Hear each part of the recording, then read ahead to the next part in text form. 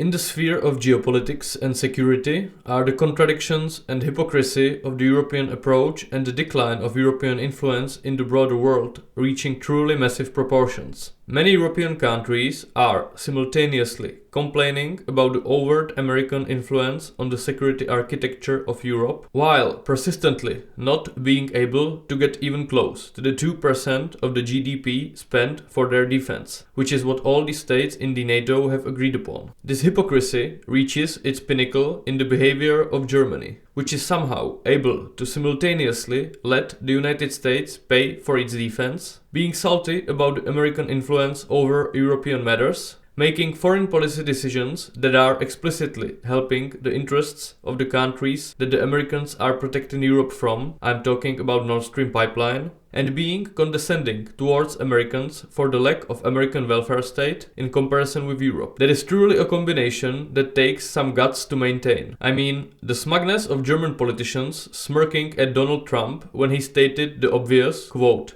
"Germany will become totally dependent on Russian energy if it does not immediately change course. We have to talk about the billions and billions of dollars that's being paid to the country we are supposed to be protecting you against." End of quote. If you ask me, the audacity to laugh in face of someone who is just speaking the plain truth about your freeloading behavior is pretty infuriating. If Germany really wants to diminish the influence of the Americans on European security issues, it is not that hard to do. Just start paying something like 3% of the GDP for your military, which would catapult Germany to the third place in the world in military expenditures, circa $120 billion, after the United States and China. After a couple of years of such a build-up, Germany alone would, at that point, be able to deter Russian military power and reassure the Eastern NATO flank about the willingness of the Western European heavyweights to seriously help them defend themselves in the case of the Russian attack. I'm sure the Americans would be more than happy to diminish their military presence and direct influence over European security policymaking. American political establishment has been discussing the pivot towards Asia since the Obama times. It clearly, and correctly so, sees China as its most serious competitor on the world stage, not Russia. Russia is not even remotely in the same ballpark as America and China. It has an economy of similar size to Italy. While it can clearly punch above its economic weight because of its natural resources, long military and intelligence service tradition, nuclear arsenal, and also the willingness to let hundreds of thousands of its own citizens die, Russia does not have the potential to be a global superpower in the 21st century. The GDP of the European NATO members, excluding Turkey, is 10 times higher than that of Russia, and the population of European NATO members is more than 3 times higher than that of the Russian Federation. The advanced Western European economies also have a technological advantage over the Russians in the vast majority, if not all, of relevant technological fields. How it is possible that without the United States, the whole European NATO would not be able nor willing to supply Ukraine's military with needed military equipment, because most of the European countries basically gave up on their security and are just freeloading and hoping that there won't be any military conflict in their proximity. Russia has only one advantage: funding its military decently, over 4% of the GDP, and having the will to power to use it. That is all. The European dependency on Russian gas is just a big cherry on top, but it was avoidable from the European side if there was the will to do so. And to put things in some perspective, the 2% of the GDP spent on defense are, from the historical perspective, just pennies. During 18th and 19th centuries, it was not uncommon for European countries to spend over 20% of their GDP on the military, and often close to the 50% of all the tax revenues went straight to the military. That is completely unthinkable now. Even in the interwar period, especially in the worsening security environment of the 1930s, military expenditures were regularly reaching 10% of the GDP, for example in Czechoslovakia. Even in the 1960s, British defense expenditures were around 7% of their GDP. So, is it that much to pay 2 or 3%? Especially if it creates a deterrence force that largely diminishes the probability of being attacked? If you want peace, prepare for war. Some countries in Europe still understand this, the best example being Poland. In the case of Poland, you can see that if a country is taking its security seriously, its importance will rise rapidly, even if it has a much lower economic weight than Germany or France. France is the biggest proponent of the so-called strategic autonomy of Europe and the building of a European army. and while it is not clear if this army should somehow complement NATO or replace it, the continued inability of the French political leadership to take into serious account the security interests of the eastern half of Europe in regards to the Russian threat makes the idea of European strategic autonomy unacceptable for a large part of the continent. That does not mean only the post-communist Europe, but also countries like Denmark or Sweden. The main problem is that the French see the concept as a vehicle for the lessening of American influence over the security policy of Europe, since the French never really reconciled with the loss of their imperial power to the Americans. And to do so, they plan to broaden the European relations with Russia, including security relations. The French, quite correctly, assume that some synergy between the economic and industrial potential of Europe and the natural resources and military power of Russia could catapult Europe back to the position of a world superpower. The French political establishment,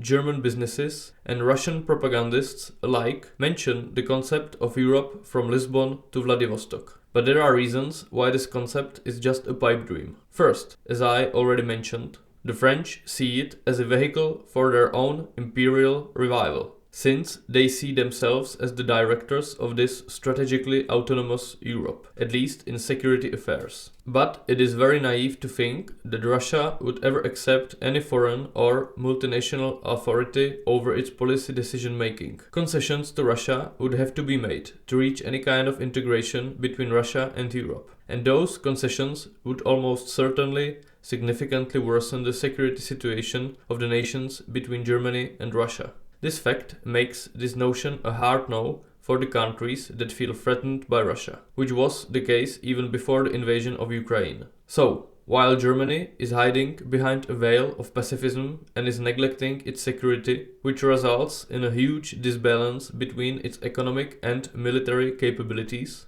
France is one of the countries that never completely neglected its armed forces, but it still overestimates its potential and influence. Now, I'm by no means a military expert, but according to the Global Firepower Military Strength ranking, French armed forces are 9th strongest in the world, weaker than that of Japan or Pakistan. France and UK are the successors of the two most prominent European empires of modern history, but also the countries whose geopolitical influence was hit the hardest by the world wars and the subsequent undisputable rise of America to the position of the world superpower. Process best illustrated by the failure of the Suez Crisis in 1956. While France and the UK share certain remnants of the former superpower position, the permanent seat in the UN Security Council, nuclear weapons, and aircraft carriers, their influence has declined rapidly. Where they differ is their approach towards this loss of prominence.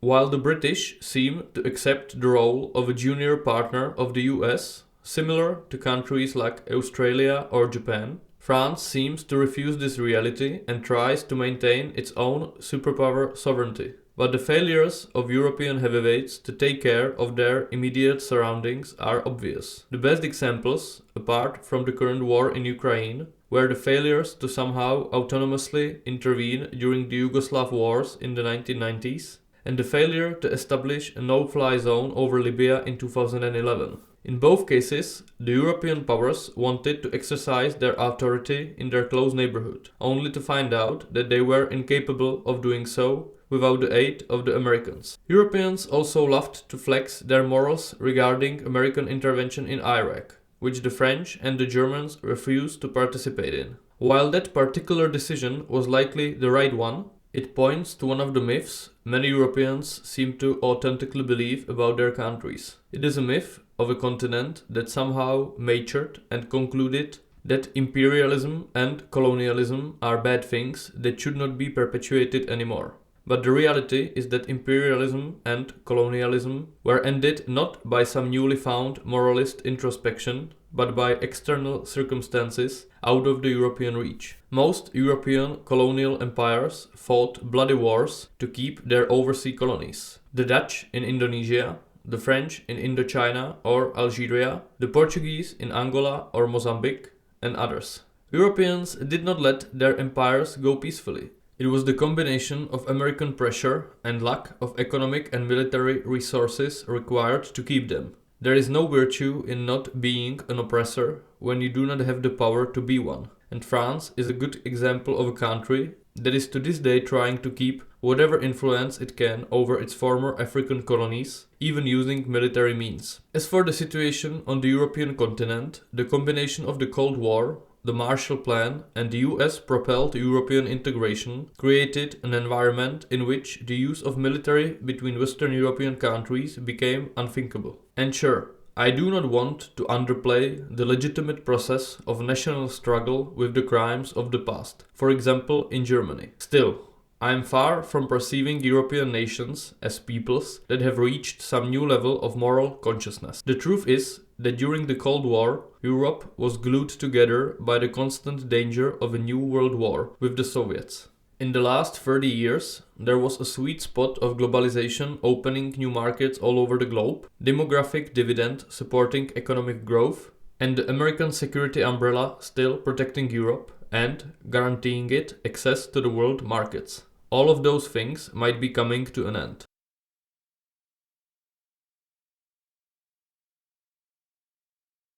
European Union representatives often present European Union as a so-called regulatory superpower. That means that while Europe might not be able to develop cutting-edge technological innovations, it will develop the best possible legislative measures to legally regulate the issue. Since the EU is an indispensable market for global corporations, the most rational thing foreign governments can do is copy this regulation. Hence, the companies have it easier and must abide by fewer regulations, because the domestic legislation will already be molded by the European one. You can often observe a process in which new trendy technological innovation spreads throughout the economy. The European Commission announces that it is working on legislation to regulate it. It can be cryptocurrencies, AI, or one of the million environmental regulations, the EU's favorite. When the draft of the new legislative measure is presented to the public, representatives of the relevant industry issue a statement that this regulation will severely negatively impact the European business environment in this industry and slow the pace of innovation, compared with the competitors that are already much further ahead. These competitors usually are the United States, East Asian countries, and maybe Israel. But since the wise EU bureaucrats know better than to listen to the representatives of the greedy businesses, the legislative goes through. The EU's representatives boast about once again having the most extensive consumer protection on the planet, and another couple of ambitious, capable young entrepreneurs leave for the United States. After some time, everybody notices that Europe is lagging behind its competitors in yet another technological field. How did that happen? Well, it truly is a mystery. But do not worry, we have a solution.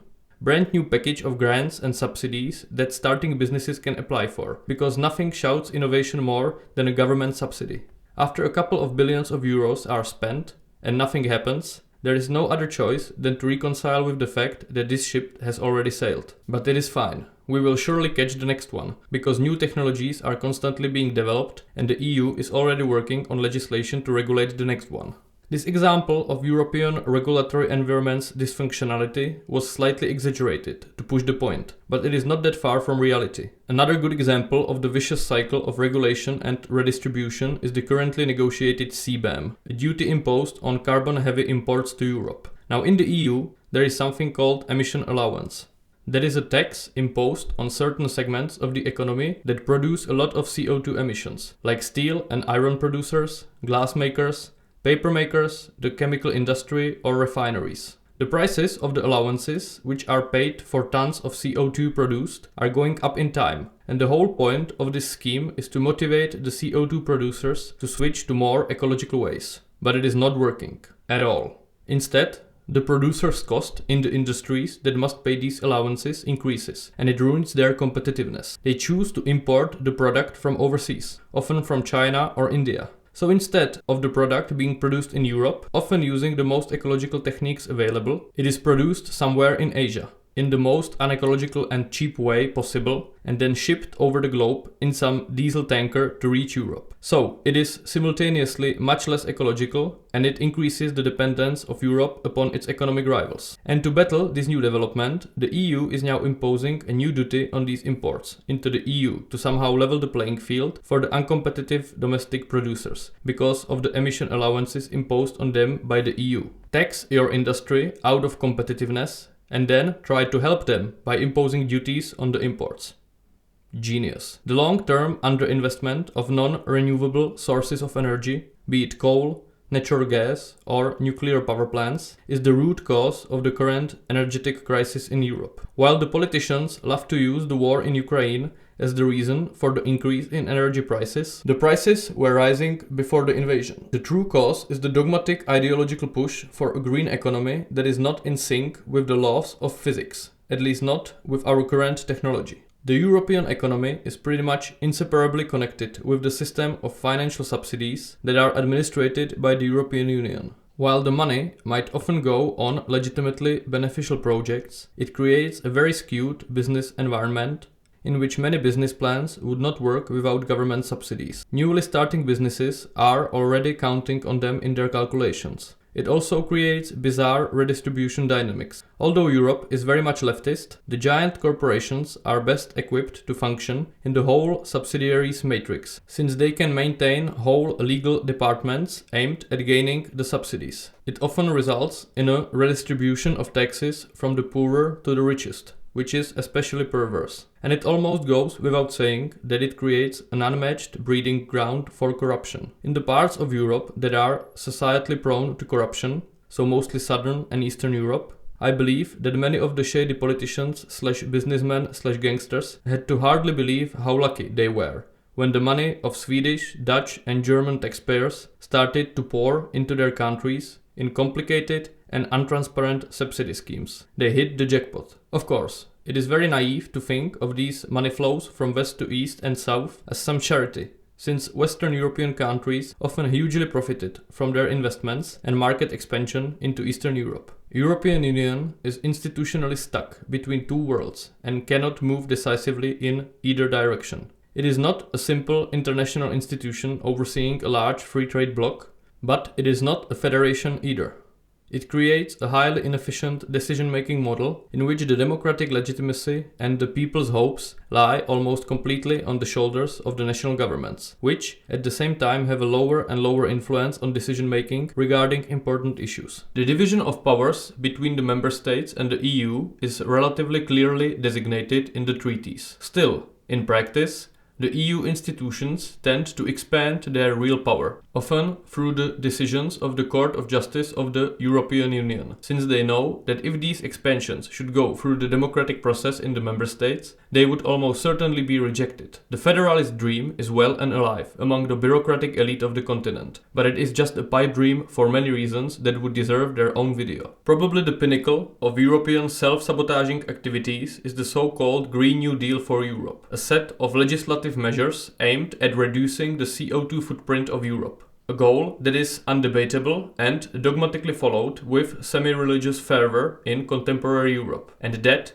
if realized, will almost certainly lead to massive impoverishment of the population of Europe and likely almost complete deindustrialization. But to really get into this subject, I will need a separate video in the future. At the end of this chapter, I want to clarify two things. One is that I do not want to blame the EU and its institutions as such for the continent's problems, as many Eurosceptics are doing. The EU establishment and the Brussels bureaucrats are not some separate race of progressive eco-socialists sent to Europe from abroad to ruin it. They are all from the member states, and they are the reflection of the most influential countries in Europe and the mainstream ideologies within them.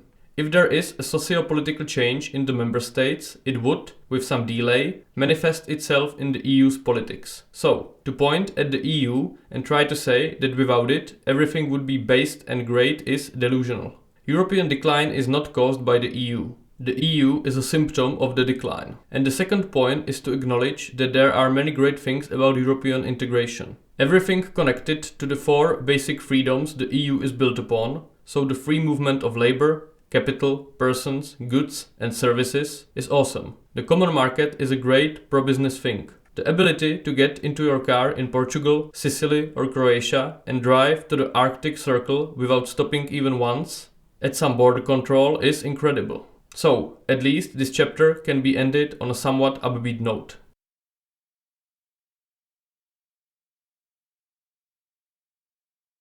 Now, I'm going to be quite honest with you.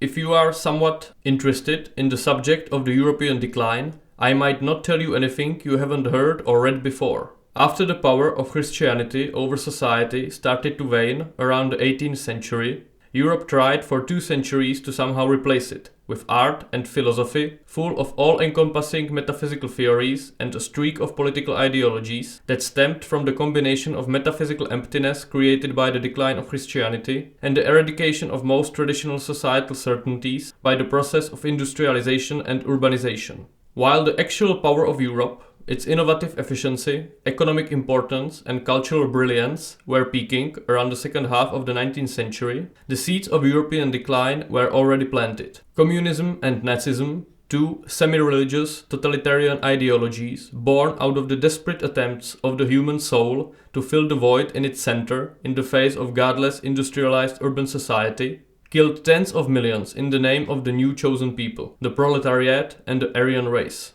What was left was the feeling that while the road back to a widespread religious belief was closed off, all other options were tried. And all led, in one way or the other, to the mass slaughter of the world wars, totalitarianism and the Holocaust. So, there is a widespread feeling that the big story of European history is somewhat over, and you can feel the anxiety in the air when the future is discussed. People often tend to take pride in their rationality and atheism. However, the inner wish for transcendent meaning is still visible, mainly in the indulgence in self-aggrandizing illusions about Europe saving the world from itself by turning away the biblical catastrophe of climate change, even if all the plans of the EU in regard to creating a zero-emission economy became reality, and that is a very big if, EU produces just about 9% of the world's CO2 emissions.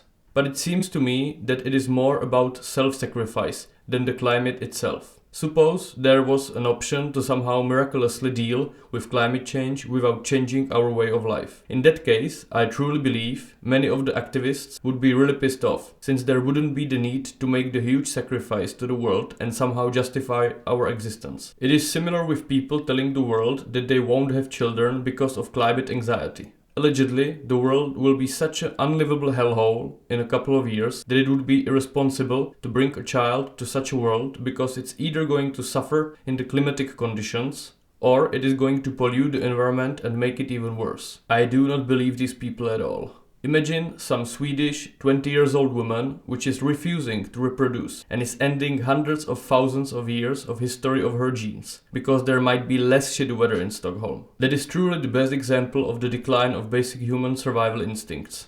You care so little about your own genes, your literal kin, but you are so incredibly worried about the children in Africa or Bangladesh or some tropical bug or a bird that is going to go extinct? Now, do not sound so cynical. It is legitimate to worry about climate change since it is a serious issue. And it is, of course, also virtuous to be invested and care about the problems of people in other places throughout the world. But moral posturing about not having children will not help anyone anywhere. Rather raise a few children that might help the world to solve these issues somehow. When people and societies lose any metaphysical idea behind themselves, be it religion or ideology, any anchor rooting them down in history and giving them the feeling of continuity from before their lifetime to the future after they pass away and stripping their lives of inherent meaning, all that is left to them is the earthly life. While many people would claim it is liberating, I would argue that it leads to a crippling fear of death that inevitably makes people and societies cowardly. What would people give their life for in contemporary Europe? The rule of law, inclusivity and diversity.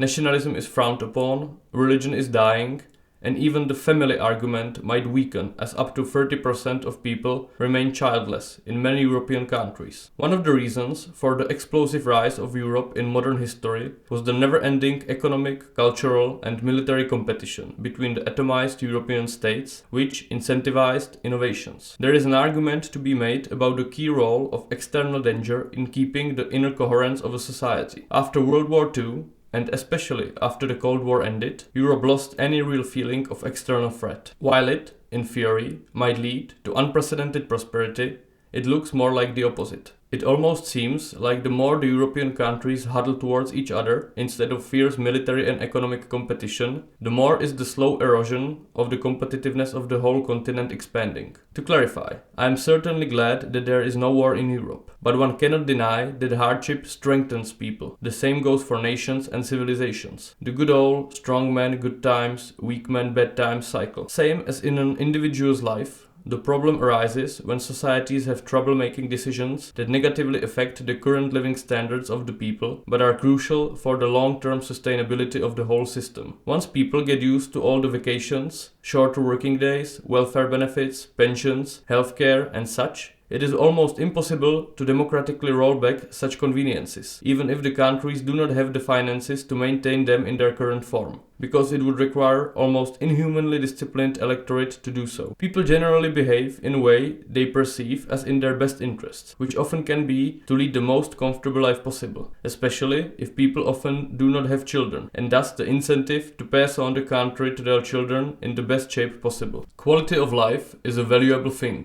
but it cannot be the paramount goal that societies strive for, since that is almost certain to lead to degradation. Quality of life should be a byproduct of striving for higher achievements. As for the future, I do think it looks kind of bleak and dull. My best bet is the continuation of the long, slow erosion, since, while I do not see any renaissance coming for Europe, I also do not see any immediate external threat significant enough to make it or break it for Europe. There are Russia and Turkey, and they will try to spread their influence on the eastern and southeastern edges of Europe, but are not going to be a real threat to the European core, basically anything west of the former Iron Curtain. There also are dangers stemming from the instability on the opposite side of the Mediterranean, mostly in the form of large migratory pressure. However, that is also not a problem that could disrupt the continent. Some parts of Europe will likely continue to be ahead of the rest and able to maintain their position in the first economic league, mostly the Nordic countries or the Netherlands. And the amount of cultural and economic capital accumulated within Europe is huge, so it is improbable that some Western European countries will become really poor. Europe's high and rising average age also makes any revolution or large-scale violent social disruptions unlikely to break out. I thus believe that Europe will continue to exist in the American sphere of influence. Its importance in the world will continue to decline, it's going to get older, and life is going to get worse, as the combination of aging and economic decline leads to the erosion of the European quality of life. Or maybe the Germans will develop some new crazy ideology and try to conquer everyone again. We'll see.